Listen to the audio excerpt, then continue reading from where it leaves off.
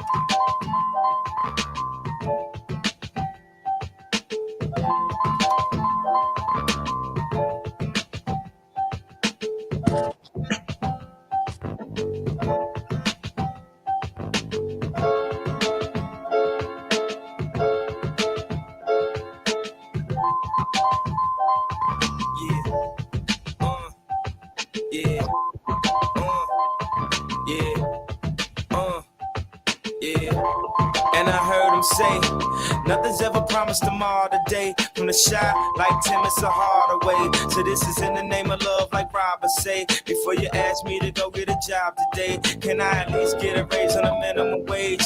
And I know the government administer AIDS, so I guess we just pray like the minister say.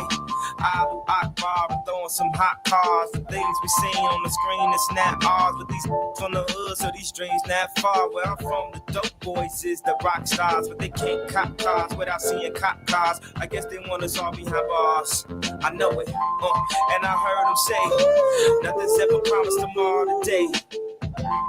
And I heard them say nothing's ever promised tomorrow today. But we'll find a way. Nothing lasts forever, but be honest, babe. Hurts, but it may be the only way. They say people in your life for seasons, and anything that happen is for a reason. And gun clapping and keep the squeezing, and grab, keep praying and keep believing in Jesus. And one day that you see him, till then walk in his footsteps and try to be him. The devil is alive, I feel him breathing, claiming money is the key, so keep on dreaming, and put them lottery tickets just to tease us. My Aunt Pam can't put them cigarettes down, so now my little cousin smoking them cigarettes now. His job try to claim that he too now. Is it cause his skin blacker than licorice now? I can't figure it out. I'm sick in the now. And I heard him say, nothing's ever promised tomorrow today. And I heard him say, nothing's ever promised tomorrow today. But we'll find a way. Nothing lasts forever, but be honest, babe. Tough, but it may be the only way. With every word that's what we can move far away. And nothing's ever promised tomorrow today. And nothing lasts forever, but be honest, babe. Tough, but it may be the only way.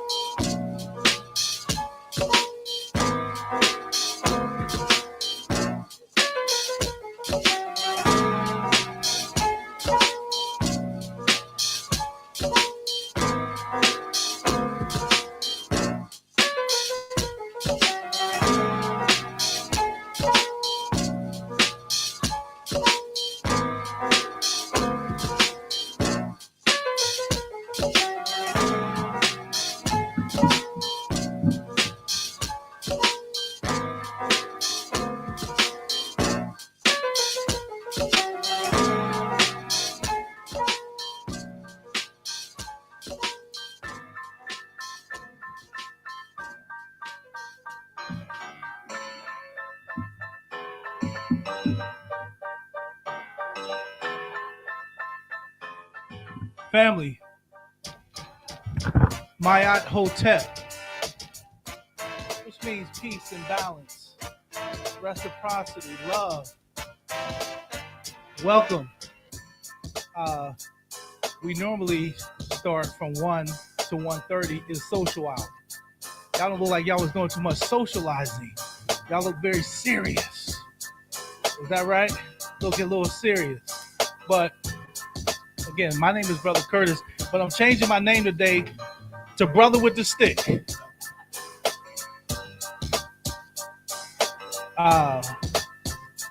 So, like I said, we normally use this time for socialization. And then we try to start promptly at 1:30. And the way we normally start is we really take time to wake up our ancestors. And we normally do that in the form of a drum call, some type of musical instruments, something to let them know that we're here. Sometimes I do a warrior stomp, just to let the ancestors know that we're here, that we're present, and that we really invite them to be in this space. The TNAT Wellness Center and my circle.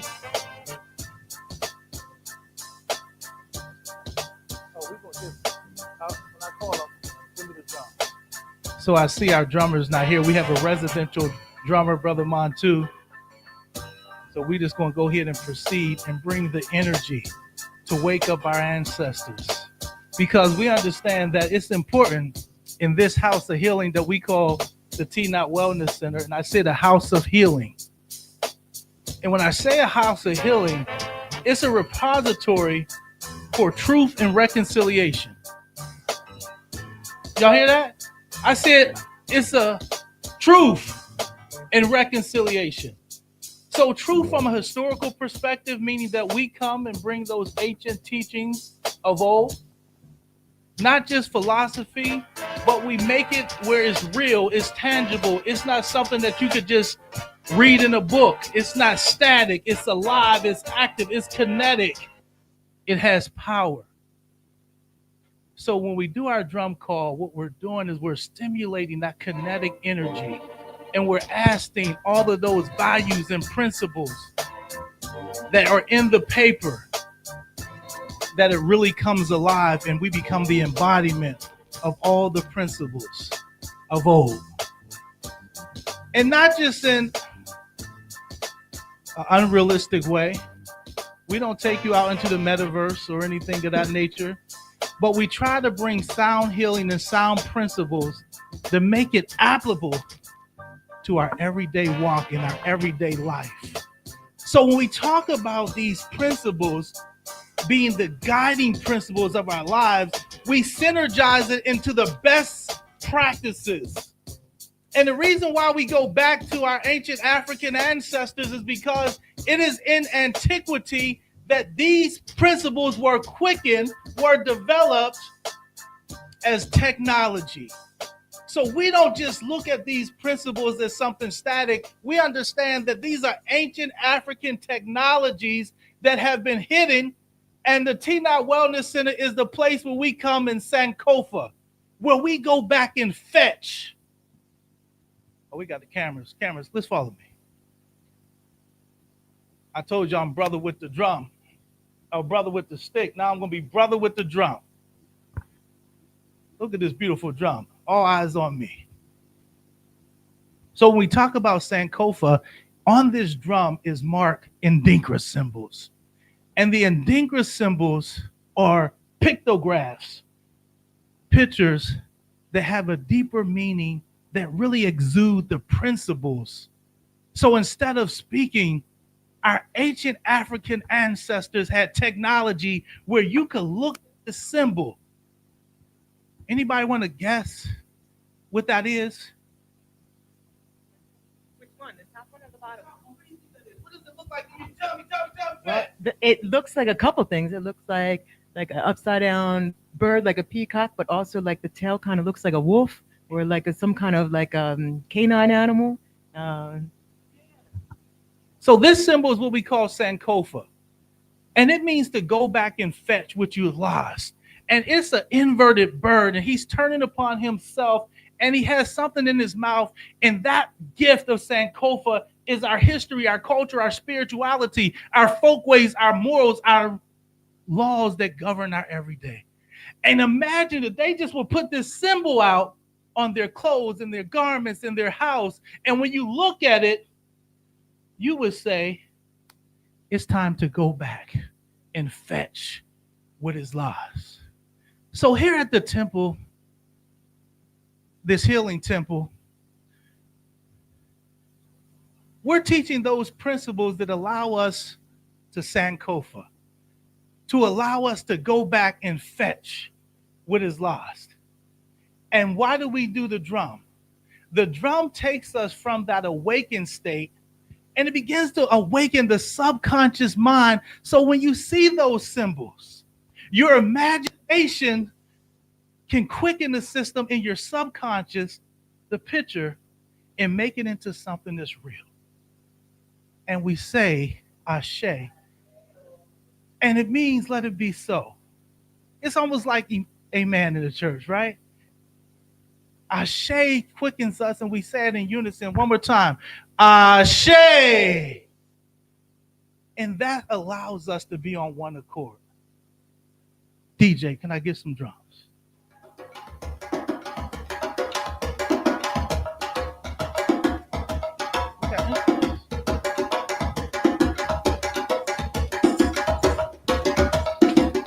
Do we got any drummers in the house?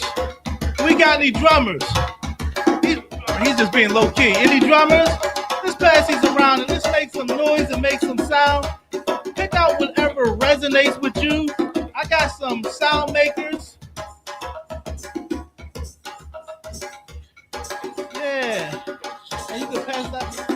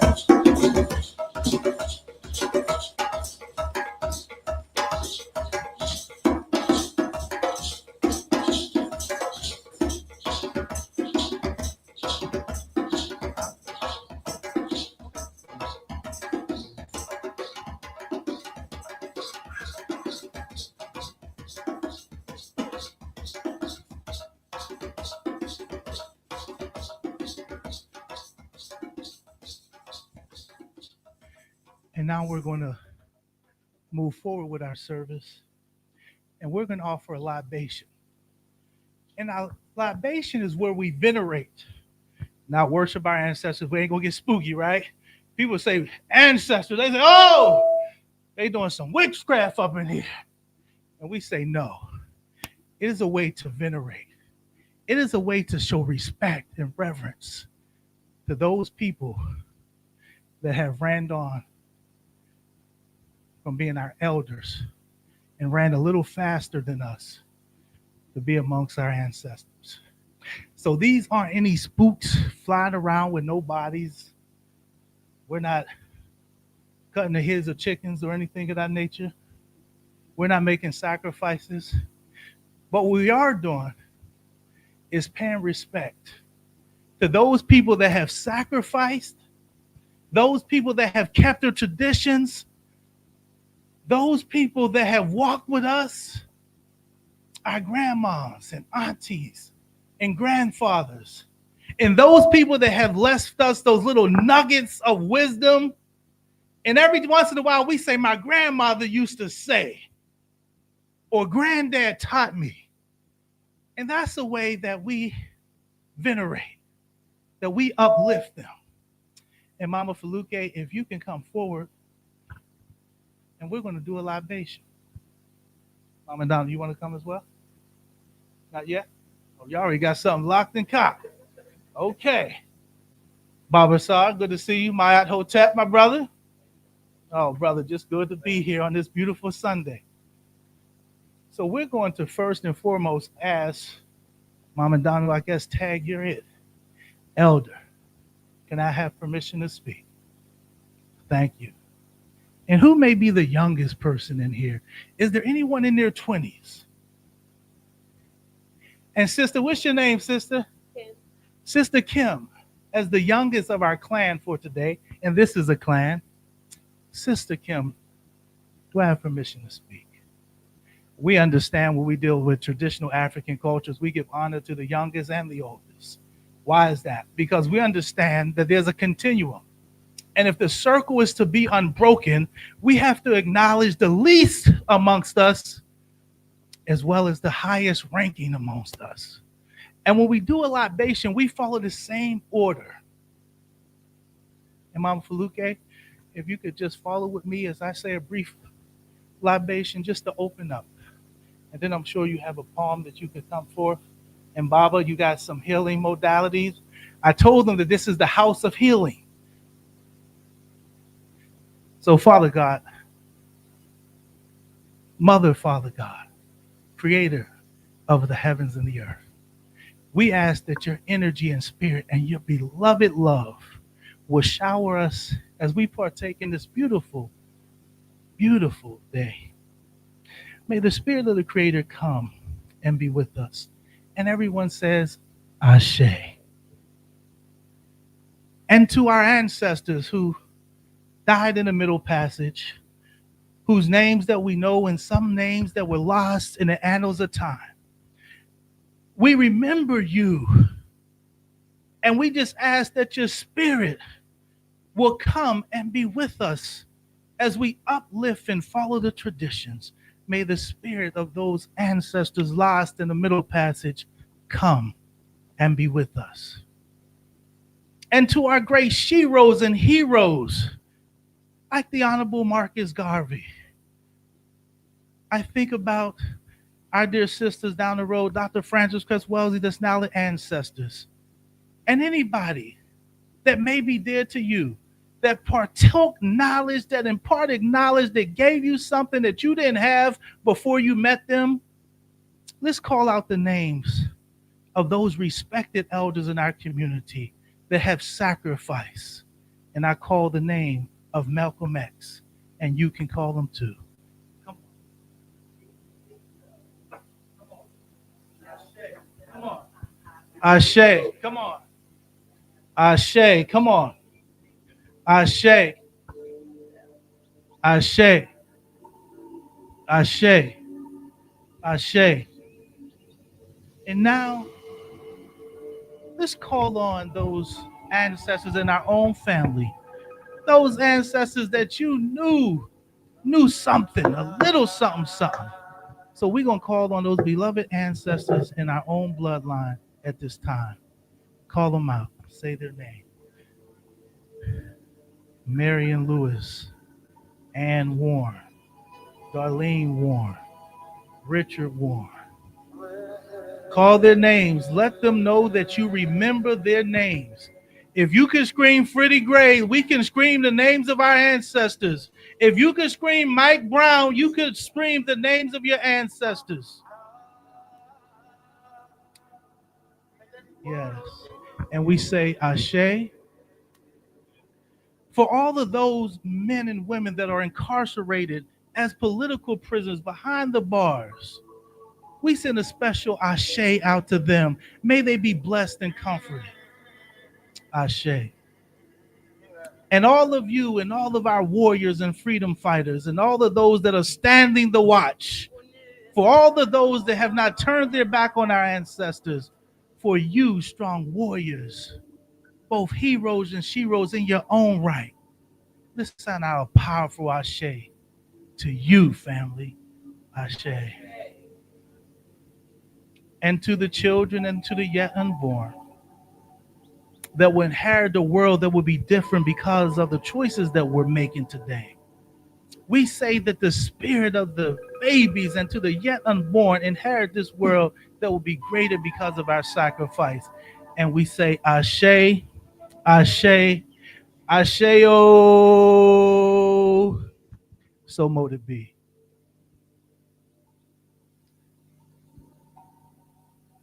And I'm going to pass this mic to our dear sister. And I'm going to let her bless us with a poem. Give it up for Mama Fluke.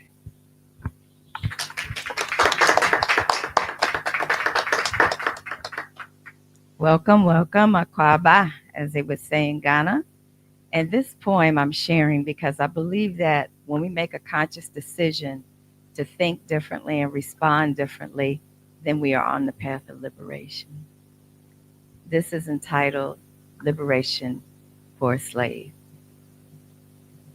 A chain is broken, the shackles fall. From fields of sorrow, the people call. No longer bound by the master's hand, on freedom's soil, they now will stand. The whip is silenced, the tears are dried. A new dawn rises where hope resides. The sun shines bright on faces free. A song of liberation echoes the sea. Through trials endured, their spirits soared. The chains of bondage forever ignored. With hearts ablaze, they march as one. Their victory won, the battle done.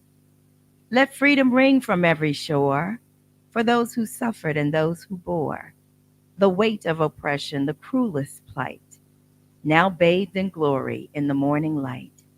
Remember the struggle, the blood that fell, the legacy of freedom, a story to tell. In every step, in every breath, a testament to triumph, a life beyond death. I am complete. Come on, give it up. One more time for Mama Fluke with that beautiful poem. And I told you all this is a house of healing. So we're going to have our residential sensei and Baba Dennis Asar Winkler Sr. to come and guide us in a meditation. Give it up for Baba. Come on, y'all.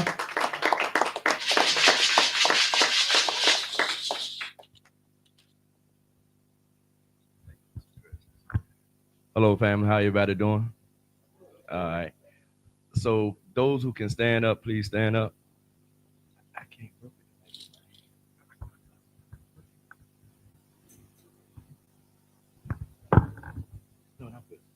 All right, everybody.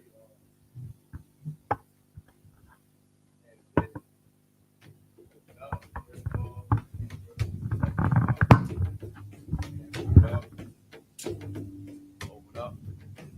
slow. And breathe out through the mouth.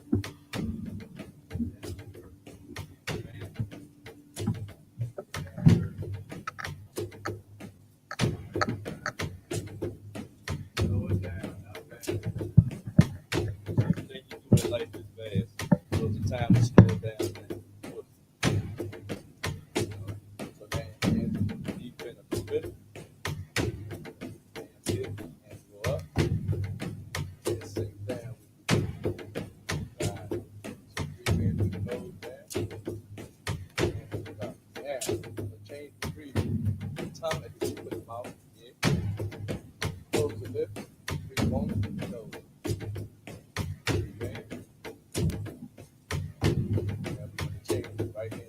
left.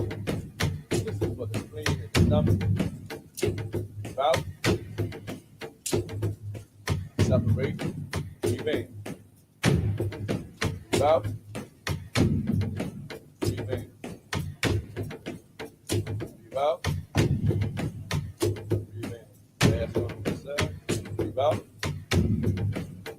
Breathe in. Hands come together. Up. And sink. This one. Hold my hands up. Hit. So you can imagine hold your breath where you can shoot your energy. Lord, you're there. Ready. Up. Shoot it in. Up. So the energy coming out the palm of your hand. Shoot into the kidney. Open your kidney up. Breathe in. Hold your breath. Breathe in. One last time. Hold your breath. Let the kidney. Breathe in. One last thing. Four stands a little bit. Then right hand, right shoulder. I try to teach this to everybody. Yes, you got to go. Opposite way. Don't touch it. Bring it out. Right. That's the always like to be there. In martial arts, left you come right, right you come left. But I know you know you're right. All right, shift to the right or the left, whatever. Bring your hands up. Separate and bring it over. Bring it up.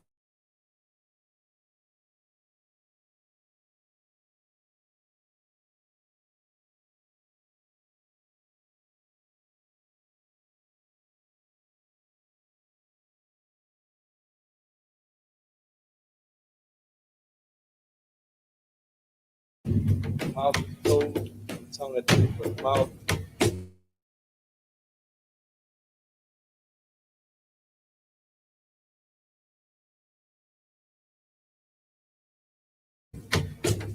Stop. One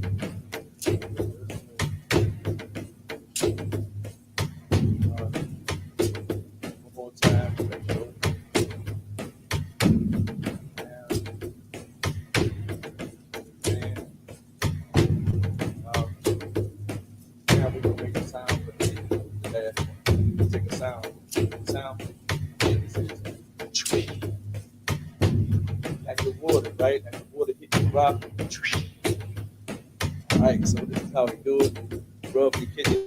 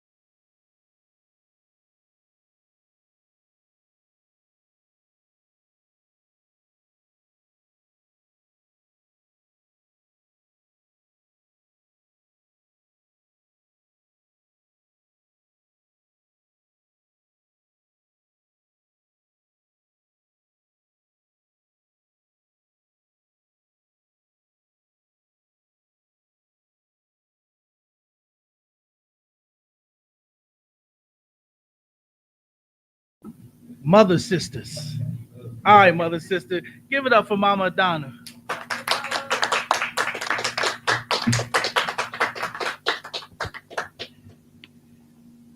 Barigani. Hotep. I like to try to pick up on whatever the theme is for the speaker for the day, And the posting said that Brother Kevin was going to talk about determination. So it's a group named Myoshi and the Sankofa Singers that have a song called Self-Determination. So I like to do my best to share that song. Kujichagulia, self-determination. Rise up, African nations. Kujichagulia, accomplish what you will. A new world we must build. Kujichagulia, self-determination. Rise up, African nations. Kujichagulia, accomplish what you will. A new world we must build. We must define, name, and create. We must speak for ourselves. That holy power belongs to no one else.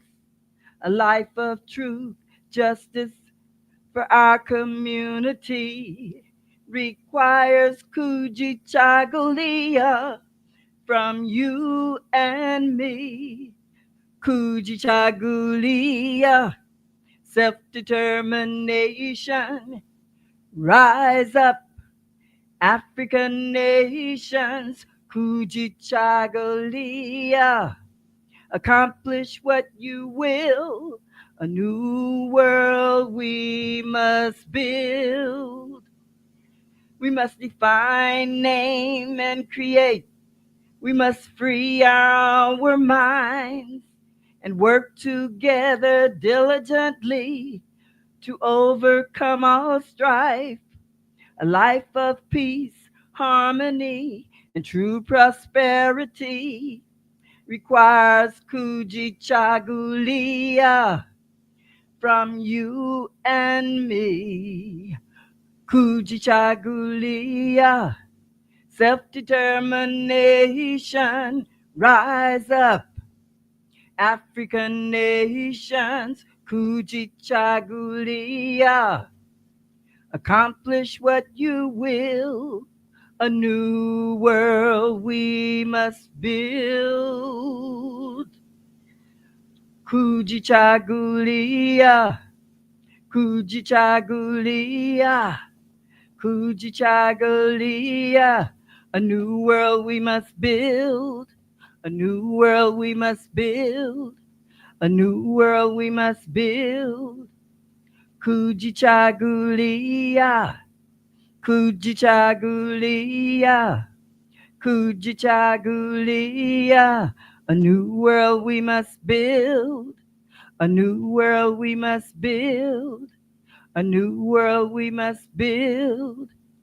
Kujichagulia, self-determination.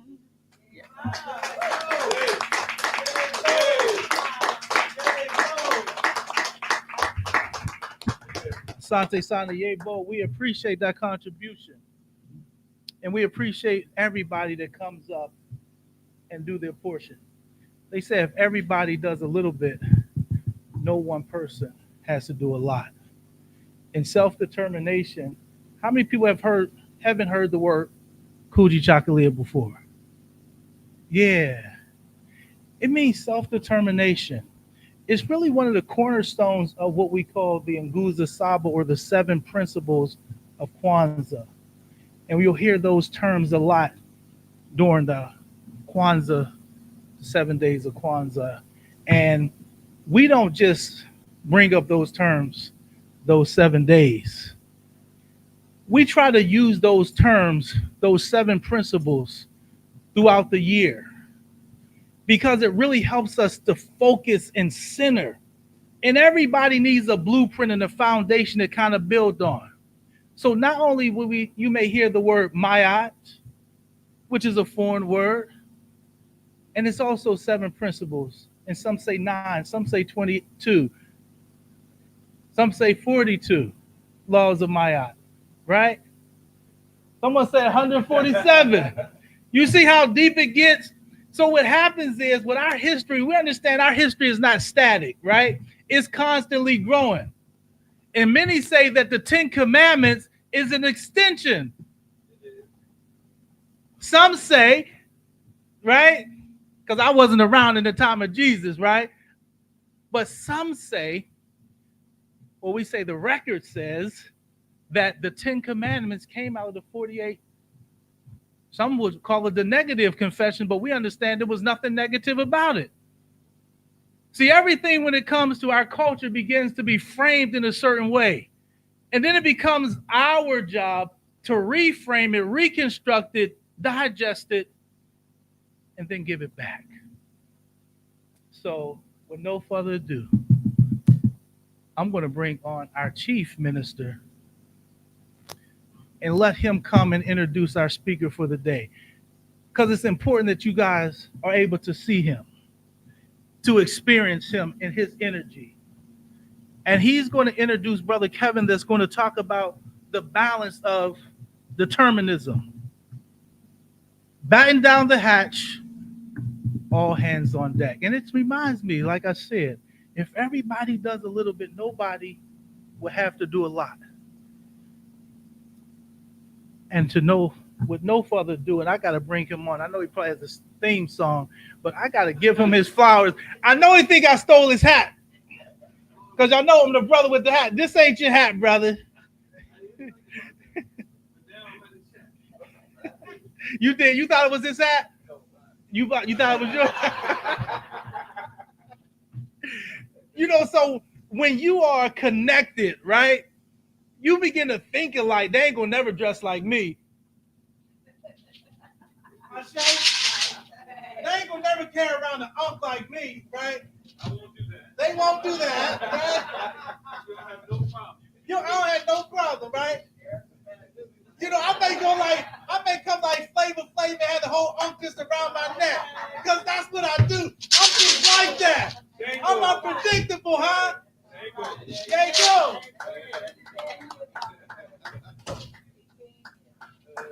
You know, sometimes you just gotta pop out and show a brother, right? That's part. So I'm brother with the stick. Brother with the stick. That's my new name. And the unk. The brother with the stick and the unk. But they say signs and symbols are for men and women of understanding, right? The staff. We don't want to be a stick. The staff. So, welcome, family. Welcome, family. Peace, family. So they call me brother with the staff and brother with the unk. We're going to get the brothers' theme music. We're going to let them take a seat and get all comfy. Can we get a beat? Can we get a beat before the theme music? Before he goes, can I get a beat? Give me a beat. You know when you special, right? Huh? He had something lined up. Can I get Kendrick? Can we get Kendrick Lamar? What's up? That was his lead up. That was his lead up?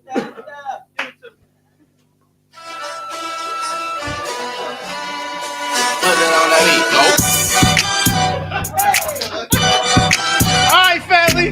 To no further ado, come on, get it up. We gonna bring our minister on, right? But we gonna bring come on, come on, let's go, come on. Let's go.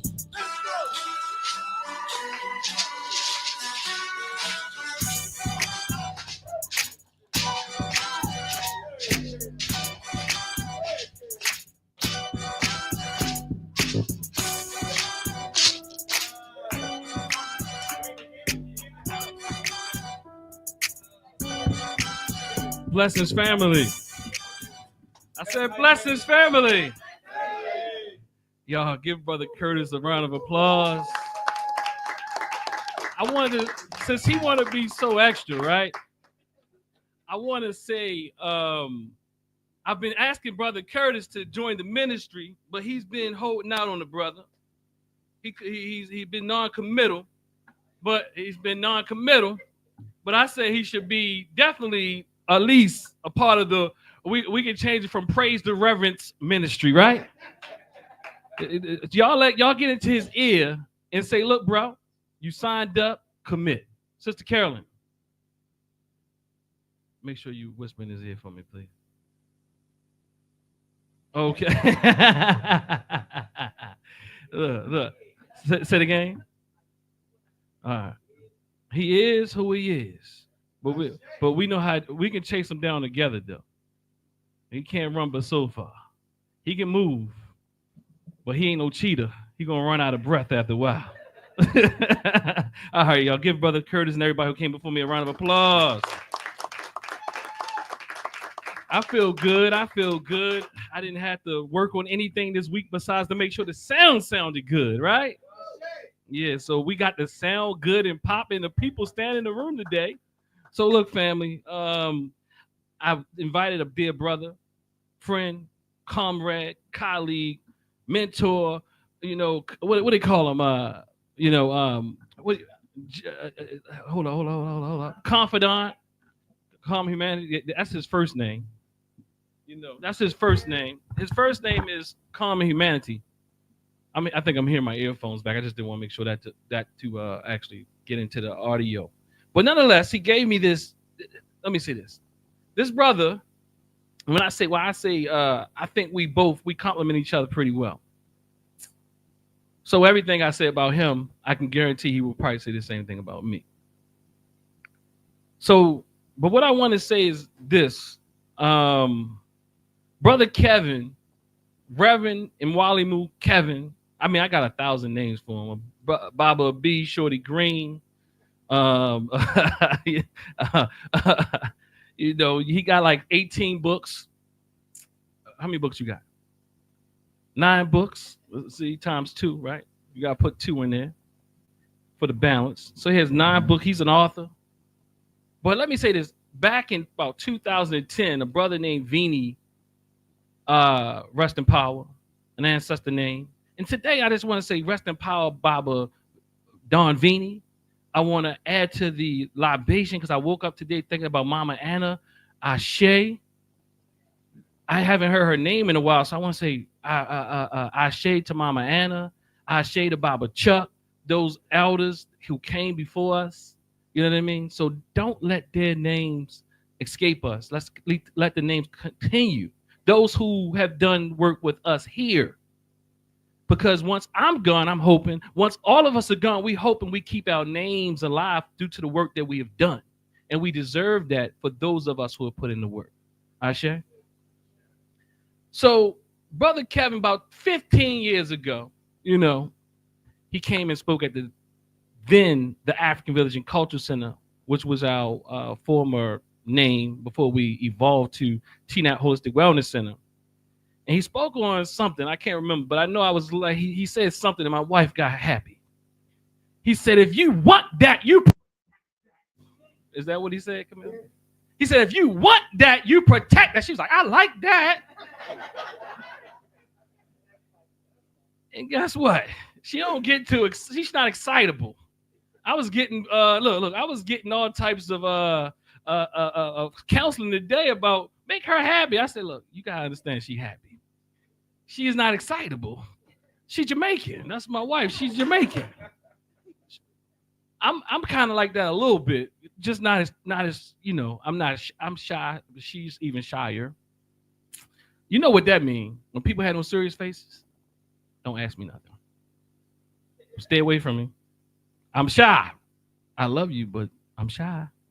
So look, but underneath all those faces is always this softness. That's just a protective coat. But nonetheless, Brother Kevin, 15 years ago, he came and rocked the house. He made my wife happy. I was like, hold up now. Look, hold up. I be up there like all the time. You know what I mean? You ain't give me, when you want that, you must protect that. Like I wasn't protecting it or something. You know what I mean? I don't know. Maybe she was saying something.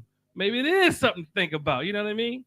But she liked it nonetheless. So our dear brother, he and I have been working since then. I mean, we've gone through 15 years of I'm going to say friendship, 15 years of knowing each other's ups and downs. And I don't even really look at downs, but the struggle, right? To liberate, the struggle to continue, the struggle to teach, the struggle to do what is right for our people. It's interesting y'all gave me that Kendrick Lamar music, right? I'm going to stay off of it. But nonetheless, this is what I'll say. What he has here is a chart. If y'all know anything about him, he has all types of charts. He has a formula for everything. He has I used to quote his scriptures. He would like, common humanity point 1 sentence 3, 4, 5 says this. I say, what do you say though? Well, he made it, but I was just like, what do you say without that? But nonetheless, what I realized with our dear brother, knowing him in a very intimate way, is that what he has done and what he has created, it helps make him and keep him very grounded. Because he was Shorty Green at one time. So it's not like what I want to challenge us to do is not always judge people from where we think they are. Look at where they came from, right? And look at how it keeps this person settled. You know what I mean? So see how it keeps them. I don't like, to be honest with you, I typically don't like people who got the style of Brother Kevin because they flashy. But when you listen to Brother Kevin and Mwalimu Kevin, you have no other. If you really listen to him, he just not rhyming. That's what get on my nerves. People who rhyme all the time, it sounds good. Not that his get on my nerves. Other people's, when they rhyme and everybody like, oh, quite like the Super Bowl, but we'll talk about that another day. We like to feel good. We like to feel good. And what is it materially, though? And that's the struggle I had, right? But what I realized after hearing his rhetoric in a positive sense is that he really saying something. He really is saying something with the rhyme. So I had no choice but to listen. In fact, he doesn't give you any other choice but to listen. Because I can quote him because he says it verbatim. And what that taught me is that repetition is key. And that structure is key. And I realize in our community, even at the temple, we always trying to we want to get away from structure. We have to have structure. We have to have foundation that we can be flexible on. Not the other way around. No structure, we just doing anything. And I know our taste buds, we want newness. We want newness all the time. We want something new, different. And that's how they get us. Because we have no structure. We're using all types of systems. We're doing all this. We're doing all that. We need to become grounded. So I appreciate this brother teaching me that repetition is important, is essential, is key. So here he gave me a chart. I'm going to read it to you. It said here is an organized chart to summarize Reverend Mwalimu Kevin Patrick's bio. I'm not going to go through all of it, but I'm just reading that to let you know how he thinks. Here is an organized, summarized version of Reverend Mwalimu Kevin Patrick's bio based on information provided. And I'm going to tell you one thing I saw that he had a video he was doing in the field of addictions. He actually is integrating African-centered principles. You know what I mean? He's not saying one thing and going into the system and not still espousing the very principles. In fact, I know he can go through different principles, but some of us talk, but we don't integrate it. I'm in here listening to this brother doing a circle talking about Mayat in his addictions counseling work. Mayat, balance, truth. I think the principle he was on that day was harmony. So Reverend Mwalimu Kevin, Executive Director of Common Humanity Mission Incorporated, years in social upliftment, many years of social upliftment, development of one's intellect for a better humanity rather than a bitter humanity. This is how he talks. And more than 12 years leading Common Humanity Mission Incorporated. I know that's old by now because I've known you more than 15 years, and that says 12 years. And so that you got to update that, bro. Chat GPT that a little bit. You know what I mean? Promote self. Common Humanity's Mission Incorporated's mission is to promote self-worth and cultivate the potential of knowledge in everyone. The motto is to communicate with precision, clearer and more precise image to the world. The core values of Common Humanity Mission Incorporated, aka also known as Reverend Mwalimu Kevin Patrick, understanding, tolerance, temperament, confidence, and respect. Let me say that again. Understanding, this is how he'll say it, and this is what I'm saying. Understanding, tolerance, temperament, confidence, and respect. Role is to be a social interventionist, addiction counselor, a practitioner of social maturity, philosophical approach to tools to helping others. He's a consequentialist, focused on the social health social health engineering, encouragement, inspiration, enlightenment, information, and empowerment. I want to leave it there, family. Put your hands together for Mwalimu Kevin Patrick. Hold it now. Oh! Come on, come on.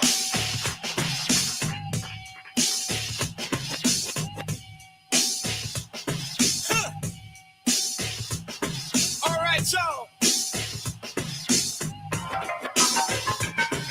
I testified, my mama cried, black people died when the other man lied. See the TV, listen to me, double trouble. I overhaul and I'm coming from the lower level. I'm taking tabs, showing up, stuff to grab like shirts and it hurts. Wheeling neck direct to the pole, cause our soul took control from the education of a TV station. But look around, here goes the sound of a record ball, boom and pound. When I shut them down, I shut them down, shut them down, shut them down, shut them down, shut them down, shut them down, shut them down, shut them down, shut them down, shut them down, shut them down, shut them down, shut them down, shut them down, shut them down, shut them down, shut them down, shut them down.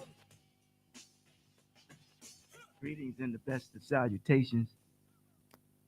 There will be prayer, power, peace, patience, and prosperity. Yes, I am very moved and honored to be before you at this present moment in time. One thing I realized about time, you can't get it back. Yes. And I think that come to conclude that time is to be economized. Yes. Without wasting any unnecessary expenditures. Yes. And when you think of economize, we see in that word economy.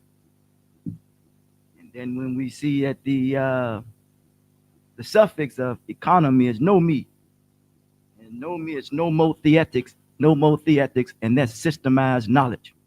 Yes. Because we are dealing with a system, but a system comes out of a mentality. Yes. So if anything that needs to be destroyed or killed is a certain mentality. Yes. Yes. You can tell the collective psychology of one's mentality, but what he or she produces. Yes. Let us be clear with that. Mm-hmm. Yeah. So today, as I stand before you, on the shoulders of my ancestors who have went before me, something was moved in me to talk about this particular topic of discussion, balanced determinism. Dr. Winkler shared something about the emotion and the logic. It's time to have the balance, you know, and the key to life is balance. You know, and determinism is something that I got from Fannie Lou Hamer. You know, yes, Boy, was she determined, but God Almighty, yeah. And the call to action, yes. When you have a cell phone and you don't pay the bill, they deactivate it, they cut it off, right? So you got to activate the phone. In other words, you have to do the work. I realize that people are under pressure when they are being corrected. People don't like to be what? Corrected. Yes. And I realize that social stress leads to mental pain, and mental pain leads to physical harm. Yes. Yes. The call to action. Batten down the hatchets. All hands on deck. Before I proceed on, I would like to share 8 steps to overcome challenges and to cultivate inner peace. Yes, I think that we're challenged with our feelings of inadequacy, alienation, grievances, discrepancies, and differences. The first step is to acknowledge and accept your emotions.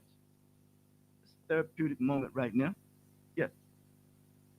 Because we can accept the feeling, but we in control of the actions. Ain't that something? It is said that as a person thinketh, so is he. You could think a thing and don't follow through on it. Ain't that something? Huh?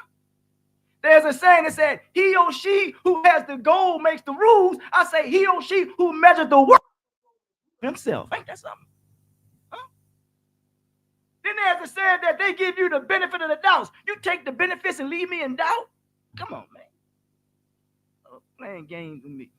Nobody play no games with you. You ain't nothing to be played with. We are nothing to be played with. We are no toys.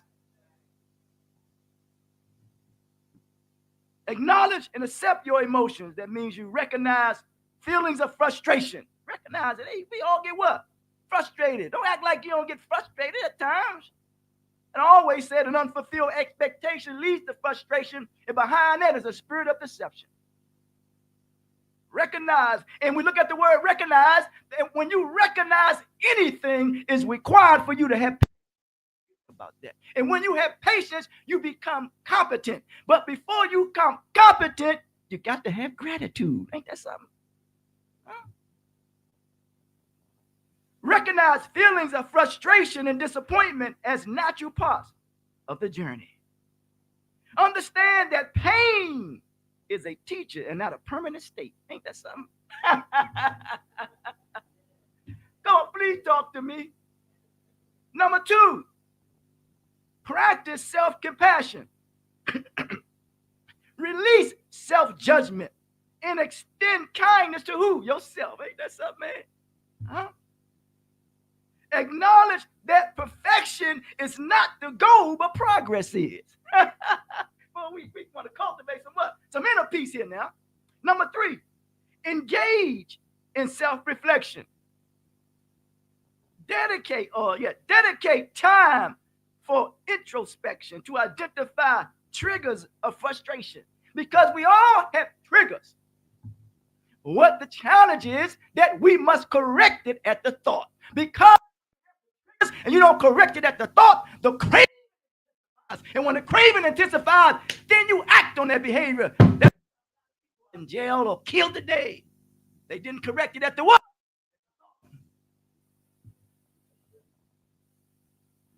You in the kinetic field know about Dejuhuti. Cultivate temperance and restraint. When you cultivate temperance and restraint, you avoid casting dispersions, judging yourself or others harshly. Ain't that something?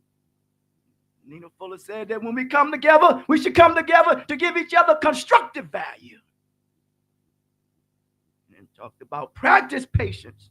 By tempering reactions, we understand. We temper our reactions with the understanding of what? Of respect. Ain't that something, man? Dr. Francis Quetz-Wells says, I paraphrase it, if a people don't respect themselves, they want to fear and don't protect themselves. Yeah. Then Dr. Seymour says that you have to take a very serious look at culture when it becomes destructive. Ain't that something? If your culture is becoming destructive, if your attitude, your think, and all those things becoming destructive, man, you better take a serious look at what's going on. Something ain't right. I know we all want, but I think we want the wrong type of attention. We need doctor attention. Is the doctor in the house? Number 5, commitment to growth. Focus on small, consistent actions that align with personal and spiritual goals. What is your spiritual? Embrace setbacks. I know about setbacks. You know, he used the name Shorty Green. That was a hard thing to let go. I hope somebody who know me, they won't see that. That's all right. But that's a hard thing to let go. Embrace setbacks as opportunities to reassess and realign yourself, as he says that all that has transpired in my life and what I'm doing now is keeping me what? Grounded. Ain't that something, man? Woo, boy. You got to watch out for arrogance in people's success. You better look out. You better watch out for flamboyant success. Woo, boy, there's a lot of people. But the best type of success is the humble success. Yes. Number 6, it says seek connection, because I realize without connection there is no what? There is no growth. Because my mother and my father, your mother, father, they made a connection, didn't they? Then something started growing, didn't it, man? Yeah.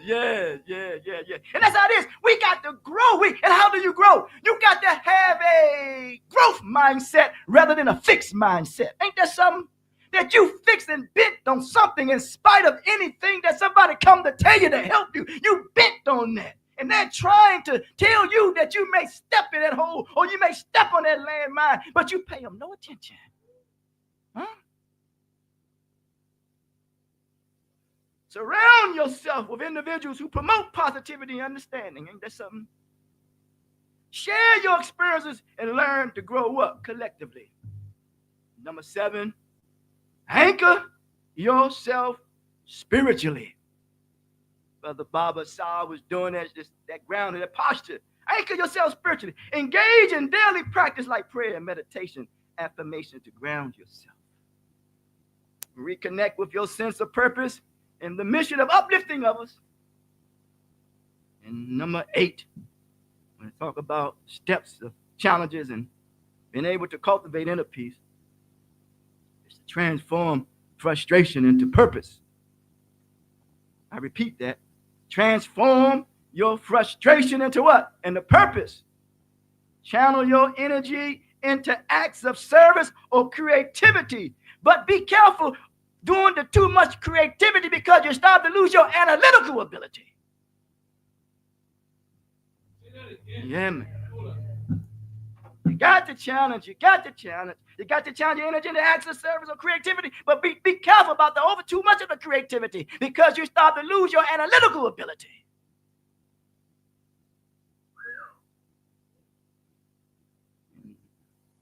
Overcoming this frustration and dealing and channeling our energy properly can serve as the source of inspiration. Remember that nurturing yourself helps you better nurturing others. These are the 8 steps, the challenges we must overcome in order to cultivate inner peace. Balanced determinism. The call to action. Batten down the hatches. All hands on deck. Healing psychological and social wounds, 1. Reclaiming cultural and spiritual identity, 2. A roadmap for unity, resilience, and community empowerment. Let's think about that now. Healing now from social wounds. One thing I realize about healing, it does not mean that the damage never existed, but it just don't control you no more. Ain't that something? You can't let the damage control you. And then you associate your present experiences with your past experience. All you're doing is retract.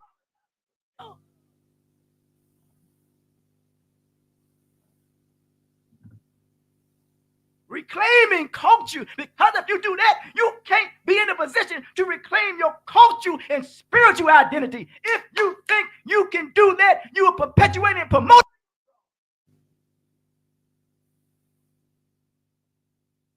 You won't be able to see the roadmap of unity. It comes to resilience, community empowerment. It all about who you, nobody else. Give a damn about you. All I care about myself. Just give me that money. All that without any dignity, no integrity. Don't you know that unmet needs, unresolved trauma, they placed it on another people.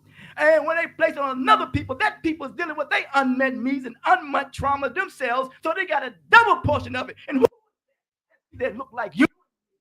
Marginalized. Whatever how you want to put it. So they will use the money to what? To cover it up. They will use their entitlement, their power, their prestige to cover it up. You know, man, you can't take the ghetto out of the ghetto. I ain't go, I don't know. You figure it out. You add it on. There we go. So now, as we proceed on, we got that healing psychological and social wounds, reclaiming culture and spiritual identity, a roadmap for unity, resilience, and community empowerment. And this is what we're this is what to look for, okay? My perspective is this here. That I get people to or encourage them to challenge their difficulties. Because when you challenge, when you confront your difficulties, it puts you in a position, shit, I lost my train of thought. Yeah, it puts you in a position to change.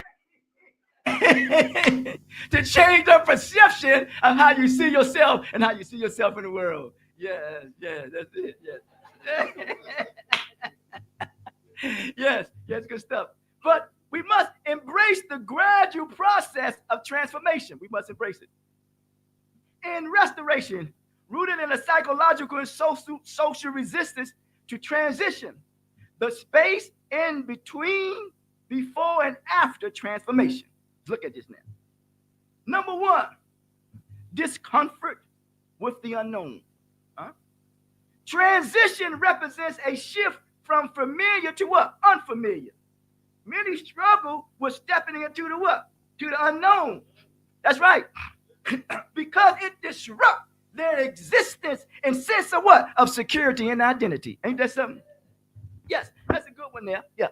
We see that there. Now we see that people who have a challenge, who are challenged with this, we see that sense of what? Insecurity. Ain't that something, man? Yes. Number two, fear of loss. Before transformation, people are attached to their old ways. Even if the ways are harmful, how can you be attached to ways that has been harmful to you? If you are attached are harmful to you, and then you'll run away from getting the professional help that you need, man, that's a problem. Letting go of past identities, habits, and beliefs can feel like losing a part of what? Of oneself. It feels like it, don't mean that it's so. Stop chasing the feeling, man. That's right. Sometimes, we interact, men and women. Sometimes men and women, they just don't feel it. Honey, I want to do this. I ain't feeling it. Shit, respect that. Number three, internal conflict. The in-between phase is often marked by what? Confusion, doubt, and frustration. This is where individuals struggle with conflicting desires in the pull of their past and call of their future. Ain't that something? I tell you, we're at a crossroads now. Here it says that the pull of the past and the call of your future. Ain't that something? Don't you know your future is bright? It's already figured out. This universe. Then we deal with number four, Societal expectations. External pressures can make transition difficult. Society often defines people based on their past, making it hard for them to break free from labels and expectations. Ain't that something? You free, you free. Transformation as a process, not an event. Restoration is not instant. It requires continuous what? Effort, self-reflection, and learning. Many people expect immediate results and become discouraged when progress is slow. Do you know that the hardest person to teach is that person that he thinks he knows that which he's being taught? He's contradicting it. Good God Almighty. Because that person lacks humility. The weight, the legacy. Before transformation, one carries the burdens of past mistakes, societal narratives, generational influences. After transformation, there is a new responsibility to uphold growth and maintain integrity. Ain't that something? And number 7, resistance to accountability. That's what we run away from. Resistance to what? Accountability. True transformation requires acknowledging past shortcomings and making amends. Many resist this step because it demands vulnerability and responsibility. Yes. So we want to move from the to the minority, so to speak, to a privileged majority. And how do we do that? By readdressing social diversity. I say this, I will prefer dignity over truth. I'm going to tell you why.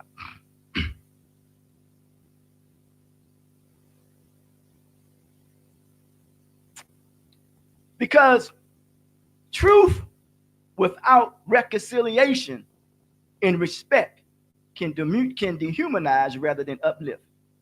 Remember, it's all about how you use something. Some people use it and their heart ain't what? Their heart ain't right. Yes. Truth without compassion and reconciliation and respect can dehumanize rather than uplift. Yep. So I seek to go about using understanding, tolerance, temperance, and confidence in respect to rebuild a dignified sense of identity. And people came, know what you are, lead. Nothing, anybody, any black leader came to restore the dignity of people. That's my end. They came to restore the dignity of a people. Because it's not just about pointing out problems in society, because we're still stuck in the what? In the past. It's not just about pointing out problems in society. It's about focusing on what? Solutions. We focus on solutions that honor human dignity through cultural sensitivity and historical awareness and personal growth. Ain't that something? It says the phrase now, don't throw the baby out with the bathwater. Yes. Means not to discard something. You know, we have some people, I don't have no problem. They're so extreme. They so extreme. Oh, man, I don't like Maslow. I don't like the educational system. I don't like it. But God damn it, you take what you can and use that to your advantage. Don't you think every people who came, they took what they could to use it to their advantage and called it their own? Sick, man. I'm telling you, man. Let's call them out. I don't get caught up with that silly stuff. We're talking about something that is valuable while trying to get rid of what is undesirable. It suggests a discerning approach, keeping what is useful and meaningful while removing only what is unnecessary or harmful. When engaging with different perspectives and philosophies or tradition, some aspects may resonate or prove beneficial, while others may not align with your values or objectives. Don't try to bring people onto your side because it doesn't align. They don't think the way that you want them to think. Shit. Instead of outright rejecting an entire ideology, belief system, or methodology, you can extract the useful elements and refine application. For example, In psychology and therapy, some aspects of evidence-based practices may be effective, while others may not address cultural or individual needs. Instead of rejecting the whole framework, when you put the framework in, that you're formulating a case now, and that's how you can diagnose or see of that which works and what that do not work.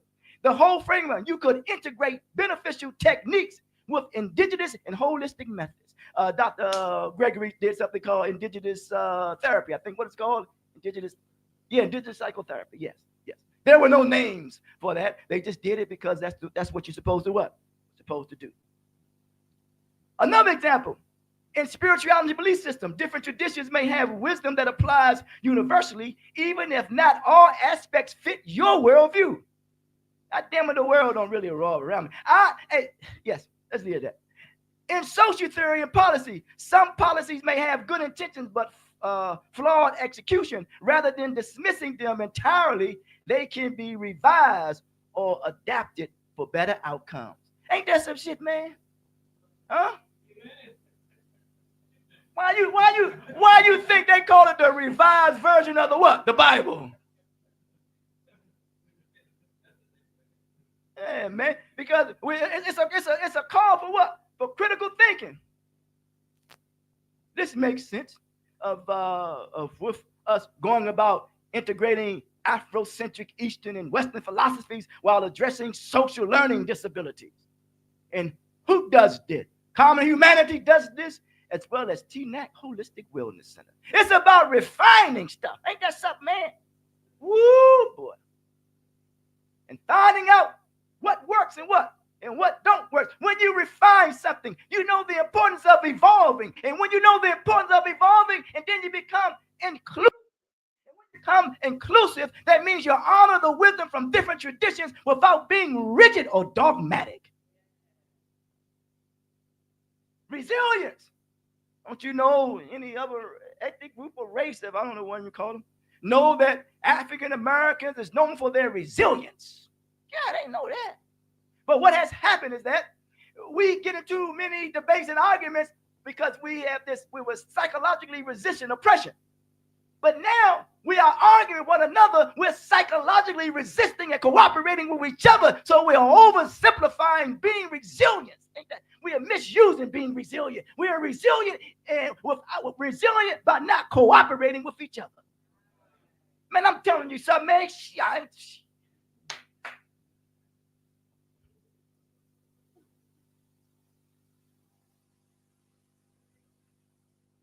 We need to filter that which is and that which ain't. I wrote a letter to Dr. Winkler. I'm going to share it. I said, I hope this letter finds you well. Since our last conversation, I've been reflecting deeply on a pressing issue that continues to surface in my academic experience. There is something both natural and unnecessary about being pushed and pressed in ways that require maturity, resilience, and self-awareness. However, being underestimated, undervalued, and at times flatly disrespected creates a void, one that, if left unaddressed, invites misrepresentation and opportunism or opportunity for charlatans. This is how they emerge. One of the most glaring gaps I continue to observe is the lack of representation, both in the presence and presence and perspective of those of a darker hue within the academic discourse. This absence is not just numerical; it extends to the realm of thought, ideology, and philosophical grounding. Carter G. Woodson, 1932, argued in The Miseducation of the Negro that when individuals are denied accurate historical representation, they become psychologically conditioned to accept inferiority. Is this Black History Month? Okay, all right. Yes. I repeat, this absence is not just numerical. It extends to the realm of thought, ideology, and philosophical grounding. Carter G. Woodson, 1933, argued in the miseducation of the Negro that when individuals are denied accurate historical representation, they become psychologically conditioned to accept inferiority. That means we become a victim of too much bad influences, always playing the victim role. I understand it, but we got to move forward to victory and being what? Victorious. This educational gap fosters imbalance that must be corrected. Less institutions perpetuate intellectual environment that remains Eurocentric and it's exclusionary. Yeah, Shante said that. That's cool. For this reason, I challenge those omissions and actively seek to counter this imbalance wherever possible. I recognize that learning must be progressive, universal, holistic, comprehensive, and conscientious. I said that. To restore learning credibility, we must build on integrity, dignity, nobility, and benevolence. Without these pillars, education becomes an exercise in assimilation rather than enlightenment. The ability to reason is a faculty that's given to us all, yet is often constrained by institutional limitations. If we allow institutions to dictate the parameters of our learning without question, we risk internalizing narratives that do not serve us. Articulated by pedagogy of the press, of the other oppressed. Education should function as a tool for liberation rather than oppression. I firmly believe that education should liberate rather than confine power, rather than what? Suppress. Representation matters, not just in numbers, but in acknowledgement of intellectual traditions that challenge and expand the scope of human understanding. Torrey and Hamilton, 1967. Cannot this country said taxation without what? It's tyranny. I believe in personal and collective growth because it follows a structure or a structured progress or a structured process. And knowledge is designed to give us what? Structure. Knowledge is designed to give you structure. If it's designed to give you a structure, it should improve upon your life. It should improve upon the life of others. It should improve upon the environment. And it should give you what? It should give you joy. Talk about the task, the effort, the time, the energy, and the nature. 5.5 channels in which I communicate is through understanding, tolerance, temperance, confidence, and respect. Balanced determinism and the call to action, batten down the hatches, all hands on deck. Healing psychological and social wounds, reclaiming cultural and spiritual identity, a roadmap for unity, reliance, and community. Now, let's deal with harm reduction.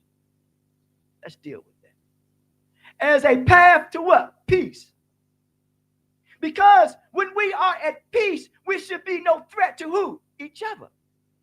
Huh? Why should I worry about what you're going to do to me?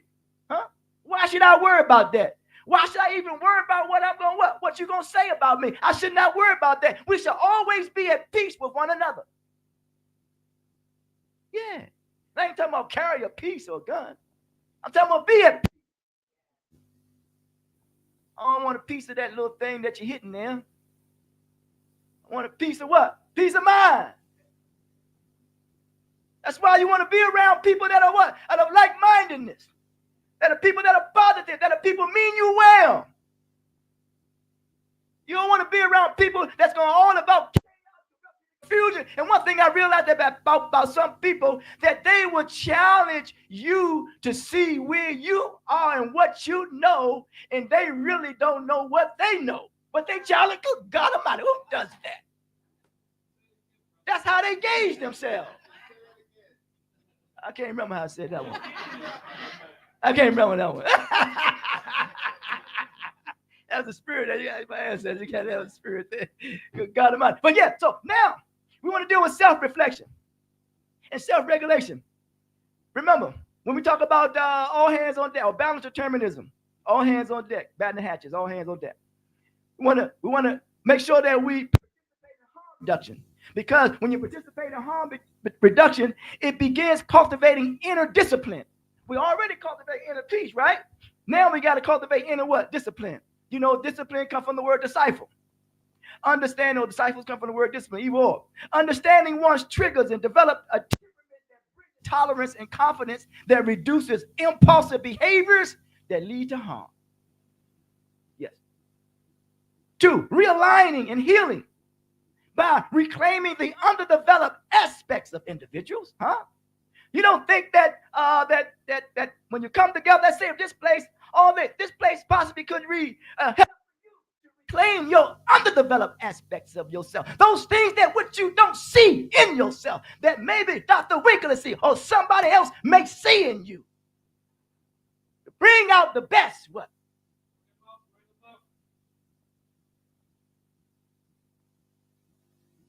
All I'm here is just to judicially reinforce what is being done through this particular facility and through this particular brother. We want to reduce harm, because the reduced harm is called by unresolved issues, and you know the issue is character resolve. Ain't that some shit? This is a part of restoring social credibility, diversity, coherency, continuity, and solidarity. A collective responsibility. Harm reduction is seen as a communal effort where individuals are supported in a non-judgmental space. Can I repeat that? A collective responsibility.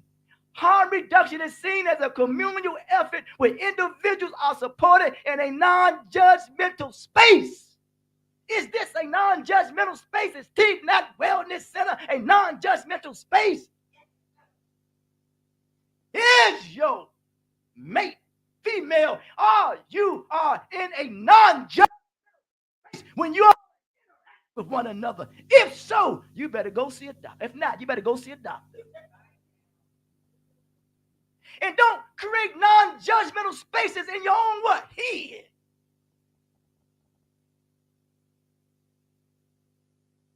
And doing so, we want to prioritize what? Empathy over what? Punishment. Because reward and punishment is built right within our very own nature. Nobody got to punish us and reward us. We do it to who?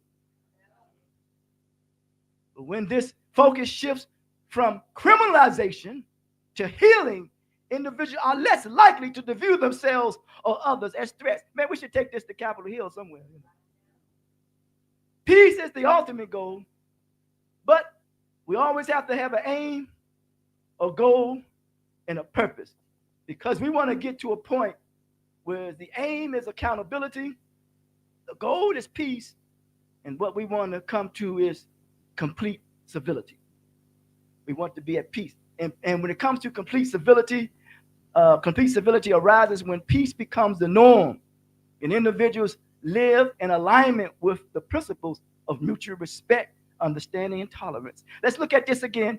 It says complete civility arises when peace becomes the norm and individuals live in alignment with the principles what? Ahmad. You think about that. Yeah, you think about it. Let's look at some historical reflection. Unveiling the roots of disconnection. Research document historical patterns of social fragmentation. How do we deal with that? We conduct educational seminars and community discussions on historical struggles, colonial legacy, systematic disenfranchisement, and loss of indigenous wisdom. Ain't that something? This is what we should be doing. Let's give you a little roadmap. Ain't gonna give you much. Ain't give you much. We also must create judgments of mentorship targeting what? Marginalized groups. And restoring the credibility, we want to deal with media campaigns, reshaping what? Public perceptions historically when it comes to marginalized communities. People always say that it's a saying that people living in poverty, well, now people being exploited. You got to change the narrative. We're on the dawn of a new age and a new order. What role are you going to play when it comes to balanced determinism? Batten down the hatches, all hands on deck. Dr. King said there is nothing more dangerous in the world than sincere ignorance and conscientious stupidity. God damn it mean. Dr. King gave us a warning about the danger of people who are either unaware of their ignorance Sincere ignorance are those who choose to remain what? Ignorant, despite having access to truth. Ain't we live in an information age? Conscience, stupidity, sincere ignorance can come from the lack of what? Education or exposure.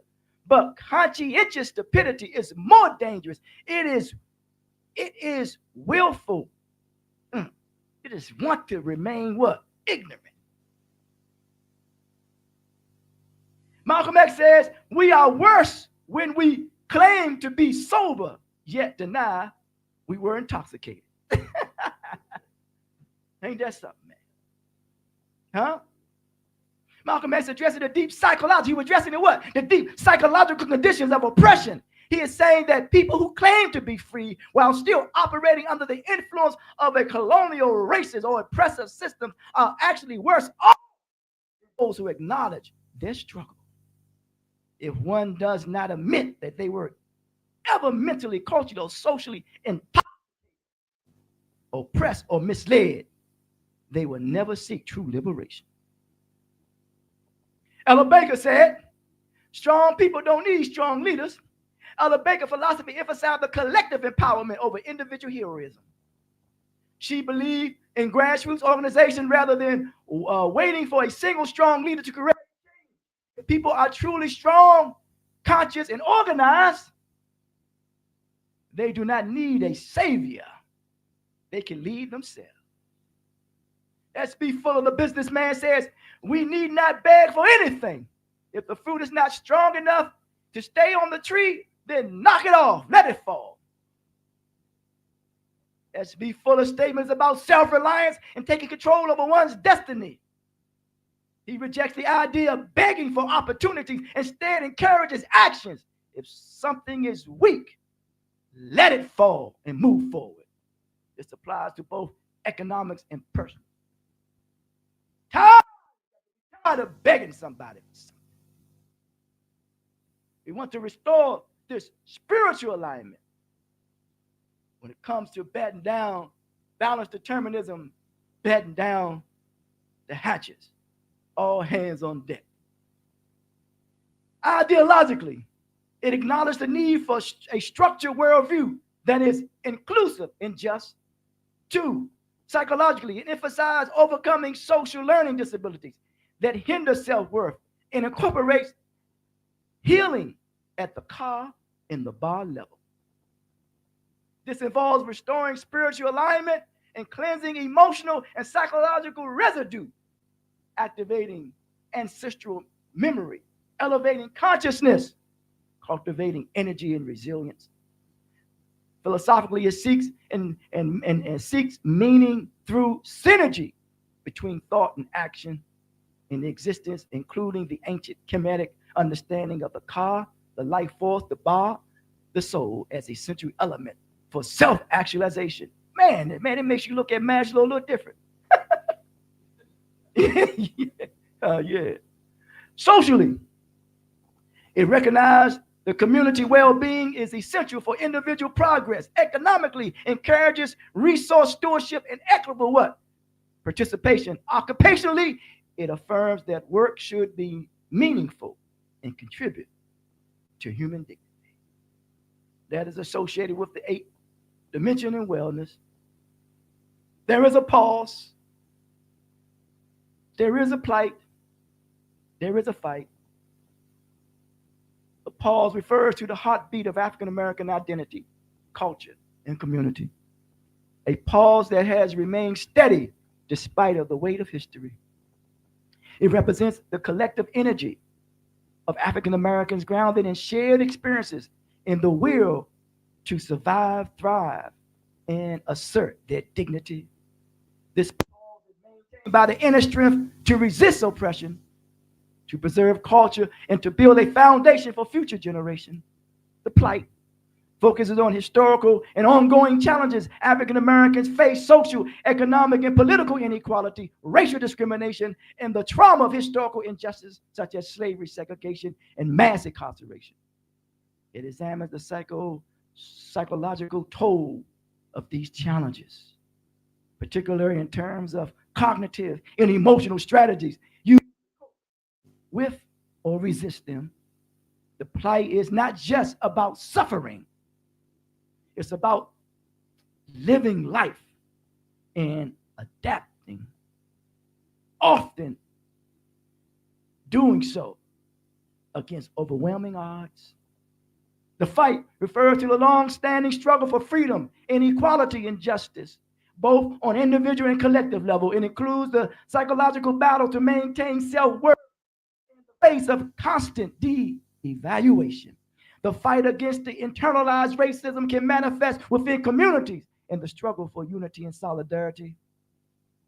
African Americans' resilience is not just about overcoming oppression, it's about transforming hardship into strength and creativity, as evidenced in the art, the music, activism, and social movements.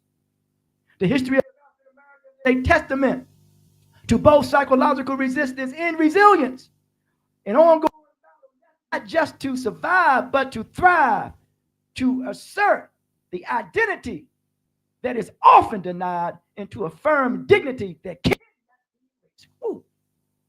In the midst of adversity, this poem continues to drive African Americans forward, inspiring not just community, but the world at large. Ain't that something? Our ancestors, yes, our ancestors were not just warriors of the land and freedom, but also guardians in cosmic order. Guard your energy. Their resilience were deep, rooted in their connection to the earth and each other. Pre-colonial African spiritual system, Kemetic, ancient Egypt, understanding Ma'at, balance, and justice as a cosmic and societal principle. Yoruba, Ife, Bantu, Haitian Revolution, Marcus Garvey, Pan-Africanism, Civil rights, Black consciousness movement. We must heal from the psychological, social wounds of oppression. We must not have this systematic amnesia not to resist and fight against it. There is a call to action. Black determinism. Recognize the human development is neither entirely shaped by free will, nor strictly by environmental factors, but by the synthesis of both. This is a perspective that puts us in a position to know that we are of value and we are useful and we ain't going what? Nowhere. For white Americans, the mentality fostered by historical systematic dominance has shaped a worldview rooted in institutional stability, continuity, and control over social narratives. This has resulted in the production of structures that maintain certain hierarchies, often under the guise of progress and civilization. Boy, I tell you, a wolf dressed in sheep clothing. Conversely, African Americans and other historical marginalized groups have developed a mentality shaped by resistance and being resilient against systematic oppression. Balanced determinism calls for awareness of these psychological and ideological battlegrounds, because the battlegrounds is ideological and the war is psychological. We must have this balanced determinism. All hands on deck. Batten down the hatches. We must overcome what I call emotional residue. Emotional residue is it pertains to personal relationships after the unresolved argument with a loved one. Feelings of frustration and hurt may linger and resurface later in the what? In the interaction. Let it go. That's emotional what? Residue. Workplace stress, demanding a project that left you feeling overwhelmed, might continue to impact your mood and energy levels even after the project is what? It's completed. Trauma, emotional residue from past traumatic experience can manifest as anxiety, fear, avoidance behaviors long after what? The event. Some will call it, as Dr. Guru, post-traumatic what? Slavery syndrome. We got to manage this emotional residue. How we do it? acknowledge and reflect. 2, process the experience. 3, emotional release. 4, boundary setting. You got to have boundaries. In any relationship, you got to have what? And finally, you got to seek professional help. By activating ancestral memory, elevating consciousness, and cultivating energy, resilience across diverse cultural contexts, we got to go beyond race. We got to go beyond class. We got to go beyond gender. The indigenous people, Native Americans, First Nations, Aboriginal Australians view spiritual community healing as essential for cultural preservation and resilience. Do you think African Americans or Africans had a patent on holistic healing? The Jewish communities having endured persecution and displacement. Latino communities, they participate in holistic healing. Asian and Pacific Islanders communities integrate Confucian and Buddhist and Taoist principles in social restoration, emphasizing balance and collective well-being and preservation of cultural identity and globalization. Middle Eastern, North Africans engage in resilience through Sufism, mysticism, and Islamic principles as well. Balanced determinism. As I bring this to a close, batten down the hatches. All hands on deck. Let us continue to put forth the effort to batten down these hatches, because it's about all hands on deck. And when I'm talking about all hands on deck, it requires more than just calling out the misuse of power. It demands a cultural, psychological, and spiritual transformation. I repeat, balanced determinism and batten down the hatches, all hands on deck, requires more than just calling out the misuse of power. It demands a cultural, psychological, and spiritual transformation. People must be taught to recognize power not as a weapon, but as a duty. The shift is not easy, but it is necessary if we are to build a world where power heals rather than harms. Thank you.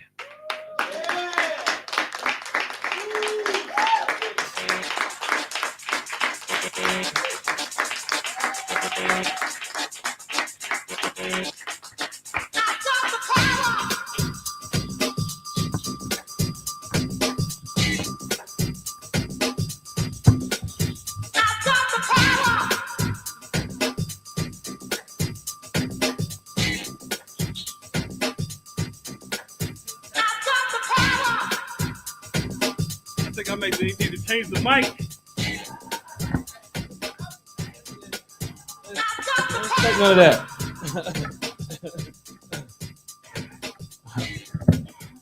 Blessings, everybody. Give Brother Kevin another round of applause. Brother Mwalimu, Kevin, Patrick.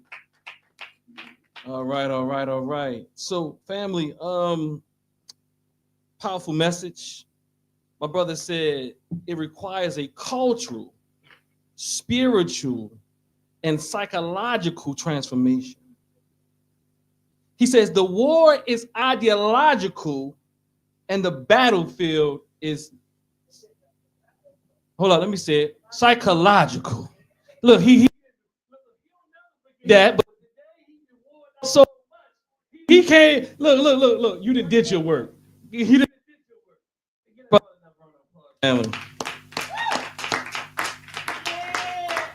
One thing he said is that he said all of that, and I want to, just kind of follow that briefly by saying with all he said, I'm hoping that spoke to us. But not the style. The style is beautiful. But really the words, right? I was hoping I saw more people take notes, just to be honest with you, because he said a lot. You're gonna come back and we're gonna slow it down and let them take notes. Yeah, no. We're gonna have to make people active with their notes, right? But what he said was some profound things, and I want to impress upon us, after me hearing what he's saying with all of that we have to take ourselves more seriously. And what I mean by taking ourselves more seriously, I'm talking about those in this community.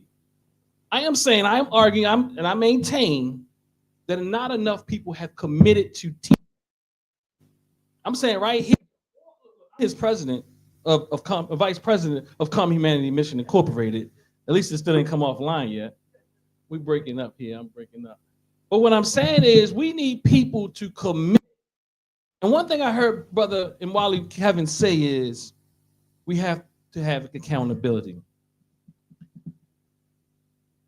I am at a state in my development, in my walk, to no longer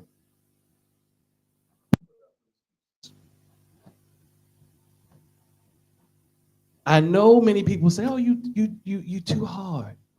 Well, but too many of us not hard enough. I got to make up for it. It's not enough of us that are really serious enough about it. And then when there's a serious one or serious few, we want to stop them from holding us accountable.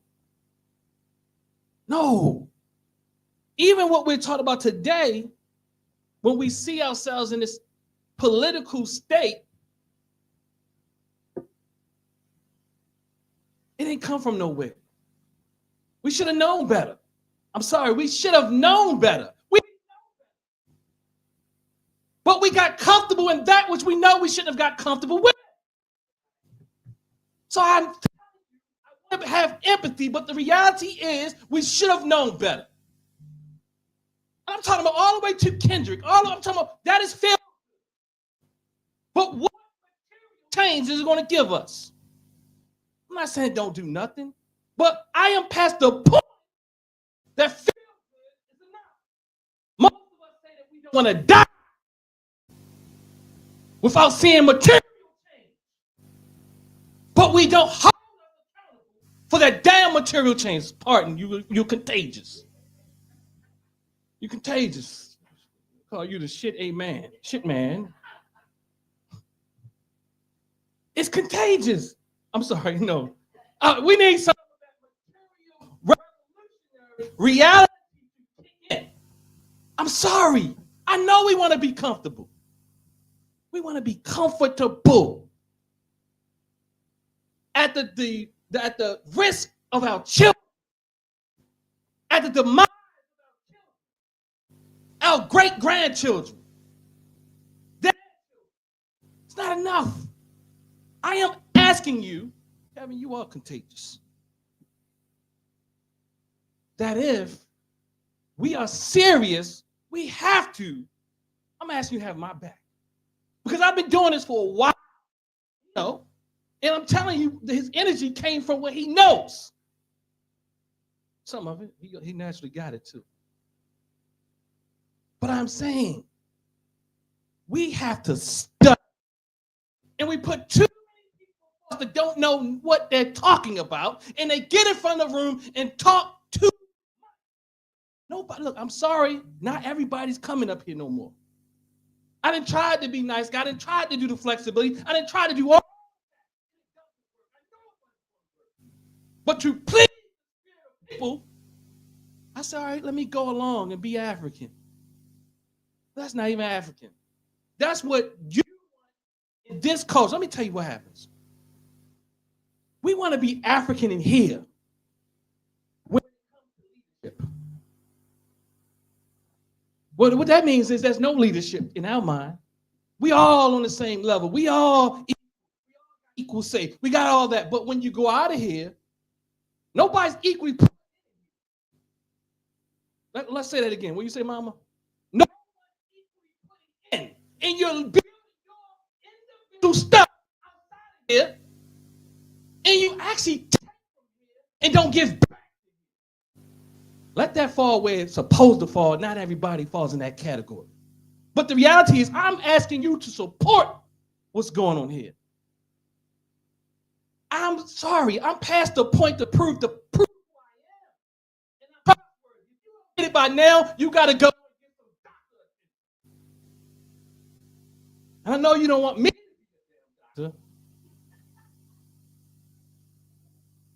The ego won't allow them to. And I'm sorry. I'm past the point. I'm getting older. Y'all say what? I'm 46. They say I got more years potentially behind me than I have in front of me. And what I'm saying is, no, I'm asking for the support. This place is worthy of support. Don't let it get into your ego that the more that we do here, that you get away from it. Because look, when you have people before you, Brother Kevin used to say it all the time, if you build, I used to challenge, and I still challenge him on that. Because what I realized the more you do, the more their ego start to say, well, maybe I need to do my own thing because that's going to take the light off of me. I'm telling you, there's not too many people that I've walked with that their ego don't get in the way, especially men. And then there are wives who say, you can do that by yourself, baby. You can do that. But the reality is, I put them on a stage. I let them get the glory, but that ain't enough because they got to have the stage on the stage. And they ain't going to their personality. But they will go and take it to white institutions, but won't do it at a black one. They will take it to white institutions. There's not a person who said, let me write a grant. There's not a person who said, let's do the things we doing over there here. I'm saying everything from the to the shut we need help with. I'm asking also, we can get some support too for this. This stuff costs too. I'm gonna let y'all know. I'm asking for support. We asking for support. And I used to say we a lot, but I'm learning to say I. I'm saying my family, close people like Mom and Dinah who always had the back. It's people like that. You know what I mean? But the reality is, no, I'm asking you, stop. Let them off the hook. You know they coming here even. They might be. Because they just take. And if nobody holds them accountable, what's the reason? Like what is it? They watch on here, even if they don't come. They know everything I do. They put in their PowerPoints. They actually imitate. I'm telling you, reality. This is not a non-reality.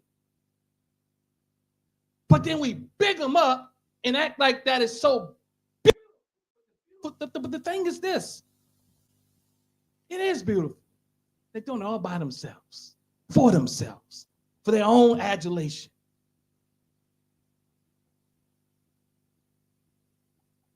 Commitment is important. We need committed people. They can commit everywhere else, but the thing that gives them the tool that they take with them everywhere. And I'm telling you, they got tools from here. And they still want it. Not. I'm too old for that right now. Because I just got to keep it a buck. And if you don't like it, I realize something. Trying to please you ain't going to help liberate us. So family, holler at me. Holler at your boy. Holler at your boy. I'm sorry. People come before us. Brother Kevin before. Because people even judge Brother Kevin. Oh, they looking at what kind of, I mean, Kevin came up, you know what I mean? That means you know what I mean.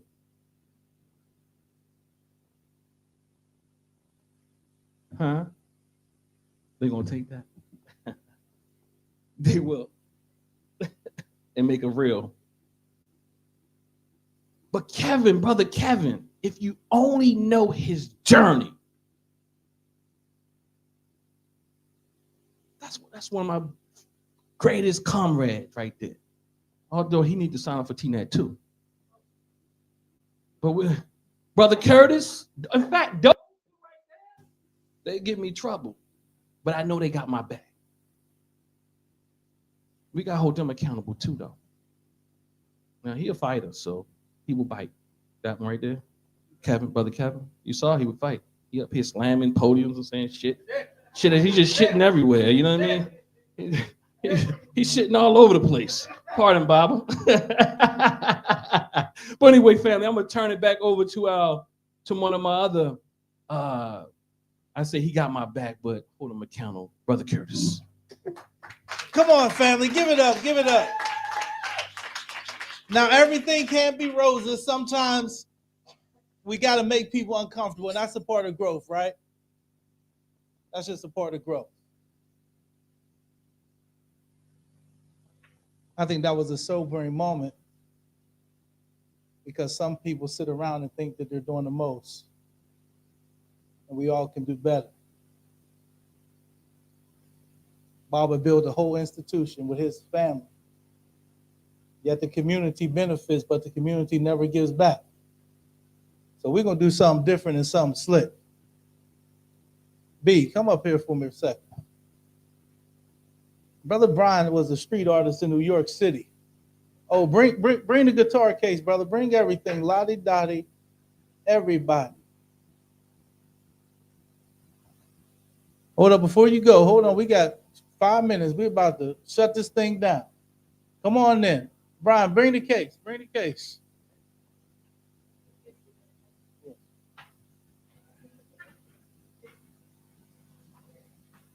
And we want everybody to know we see you. We see your skills, talents, and ability. Put that case up here for me.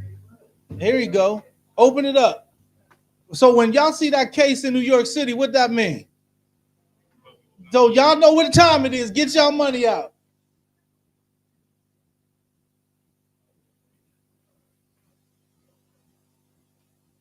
So we're going to do something different because we do understand, y'all done been to church, but we understand that no institution can operate without a level of finance. Even the temple, they say in Jesus' days, they would bring their money, their resources, their tithes and the offering to the church. And I'm going to ask everybody to stand. We're going to make you walk around like church. Y'all do it in church, huh?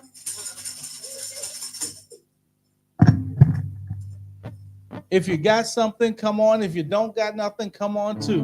We just going to bring it around. Come on, family. We're going to start from the back and we're going to come up to the front. Come on, Brother Sar, just walk around. If you got something, if you don't got nothing, we just want to stretch our legs.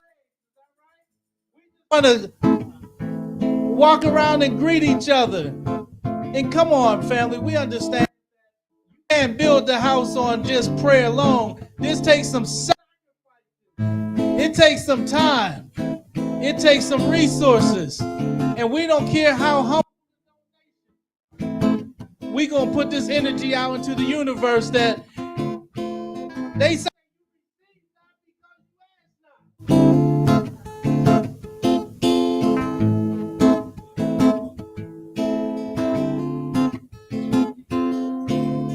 And we ain't going to assume, we're going to ask.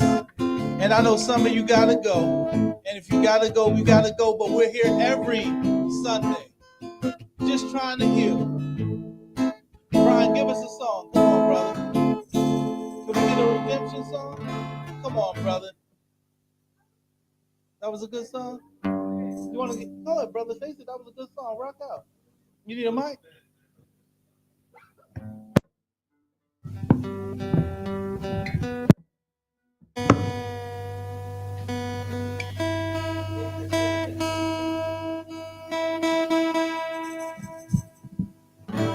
Y'all can have a seat. We're gonna let this brother rock out because we talking about redemption, and the only way for us as a people to be able to redeem ourselves as we just keep on giving. We keep on laying the foundation. It is at the cornerstone of our prosperity. Come on. Yeah.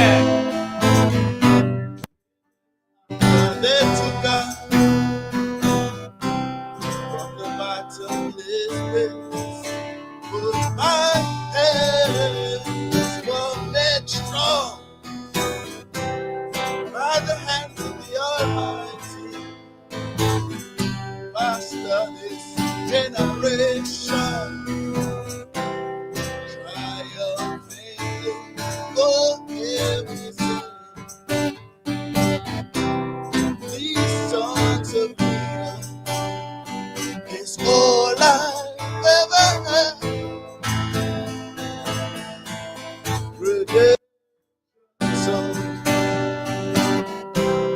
Redemption song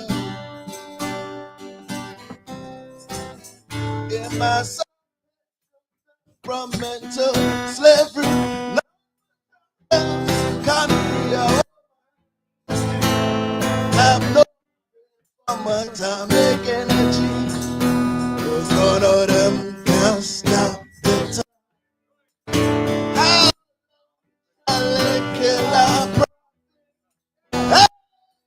And decide and so it's just a God fillable. Oh, these so is all I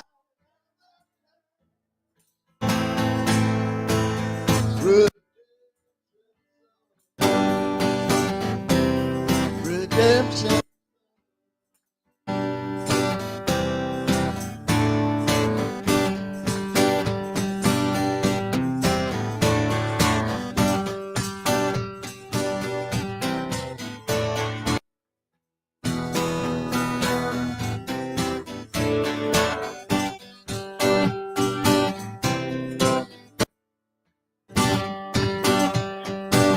All right, family, y'all can stand on your feet.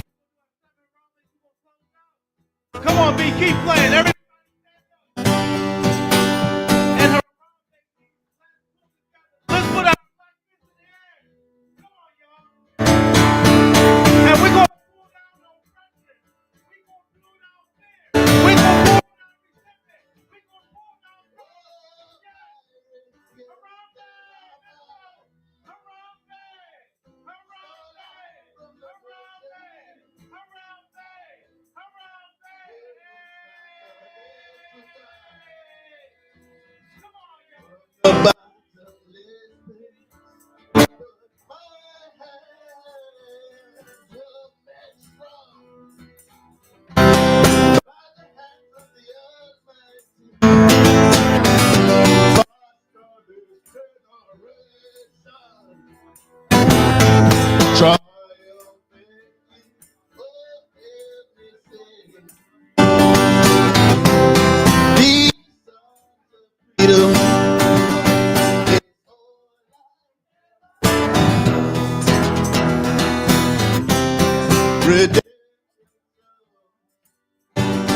It's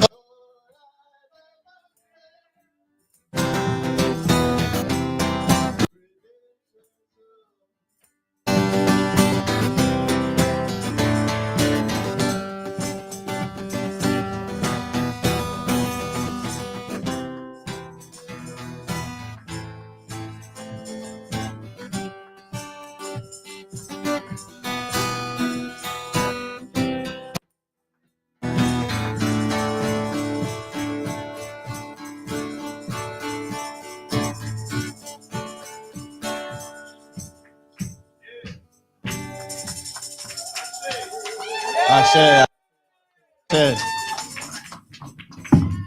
We'll see you family here next week, same time, Black Station. Peace. Just keep on thinking, don't act impatiently.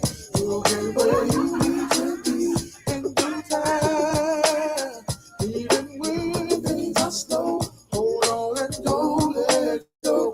I'll give you what I owe in due time. Check it. When that nigga the movement, the raise cabin to the side. Nigga the police gon' pull me over with this herb off in my ride. So I hide the brick under the armors, under the leather. I'm thinking of certain ways to make my life a little bit better than the dope peddler. Never to pay no taxes. Taking a chunk up out of my checks and make my rhymes just look like practice. Buying clothing, rain clothing with my folks. Don't speak about the dead inside my crew, ain't about no jokes. I know some people don't like the way we flow because they envy. They talking about they mom that they could have been me. You're looking to be the butterfly without the caterpillar. Take your time and do it right, cause you gon' make it. I sweat my more collapse one. Falling a victim to your greed. Why? You looking to be Big Willie, but you still a C. Why? The information they must go be poking. Some of y'all on the shoulder, but the other side of the fence, they got y'all breaking boulders.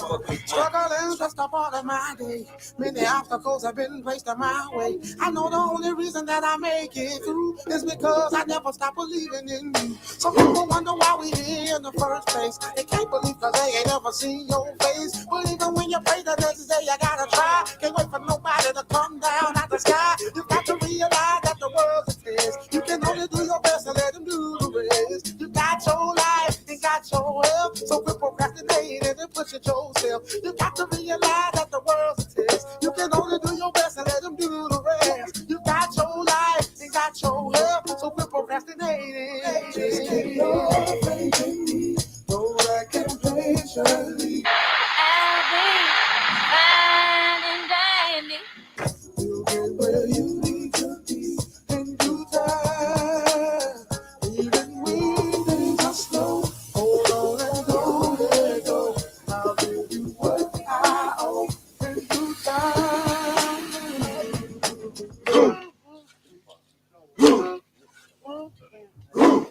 Mama, can't you see? Mama, can't you see? What these folk done did to me? What these folk done did to me? I now on the count of three. Lord, it's time to get free. 2, 3. What?